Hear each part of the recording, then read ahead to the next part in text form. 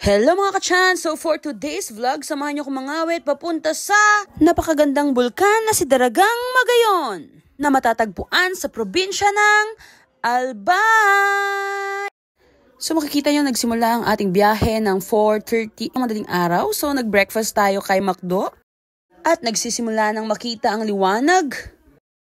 At medyo may ambon na rin sa mga oras na to, pero hindi tayo magpapatalo sa ambon dahil itutuloy natin ang biyahe papunta kay Daragang Magayon. Tuluyan ng umulan dyan sa Nueva Ecija.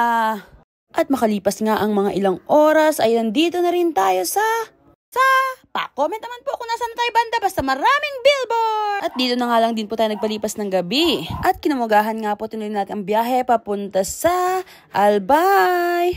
At base dyan sa video, makikita mo ang lahat ng lubak. Ibig sabihin, nasa Quezon na tayo. Saan kilala naglaban si Vegeta at si Goku. Kaya dapat talaga tayo